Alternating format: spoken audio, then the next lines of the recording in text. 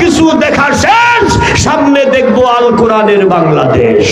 বাংলার প্রতিটি নারী আল্লাহর কোরআন মানবে, বাংলার প্রতিটি পুরুষ আল্লাহর কোরআন মানবে, বাংলার প্রতিটি ঘর আল্লাহর কোরআন মানবে, বাংলার প্রতিটি রান্নাঘর আল্লাহর কোরআন মানবে, বাংলার প্রতিটি থানা আল্লাহর কোরআন মানবে, প্রতিটি উপজেলা আল্লাহর কোরআন মানবে, প্রতিটি ম্যাজিস্ট্রেট আল্লাহর কোরআন মানবে, প্রতিটি জজ আল্লাহর কোরআন মানবে, প্রতিটি ডিসি আল্লাহর কোরআন মানবে, প্রতিটি এমপি আল্লাহর কোরআন মানবে, প্রতিটি মন্ত্রী আল্লাহর কোরআন মানবে, প্রতিটি প্রেসিডেন্ট প্রধানমন্ত্রী সবাই আল্লাহর কোরআন মানবে। এইটা আমরা বাংলার জমিনে দেখতে চাই।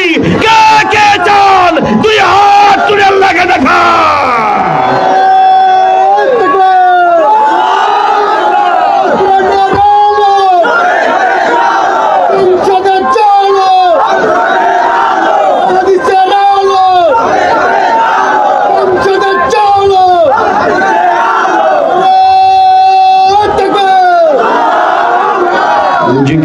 আমার কানে শোনাইতেছে আল্লাহ, সে আল্লাহ যখন আমাকে দেখতেছে আল্লাহ মওজুদ, অতএব আমি এখানে থাকবো না, দৌড় দিয়ে পালাবো। জোরে জোরে বলেন মারহাবা।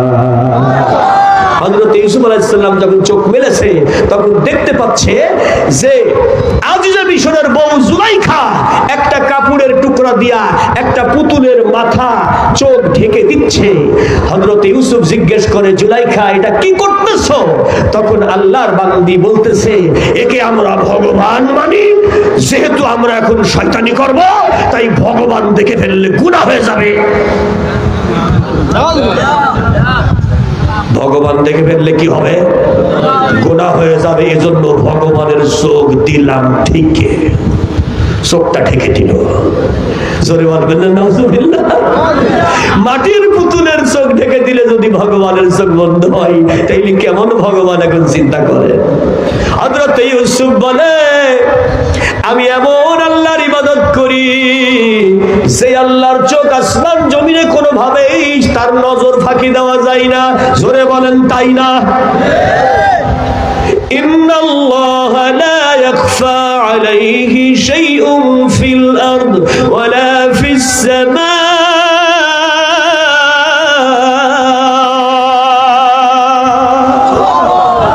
না আসমান জমিনে এমন কোন জায়গা যেখানে আল্লাহর চোখ ফাঁকি দেওয়া যায়।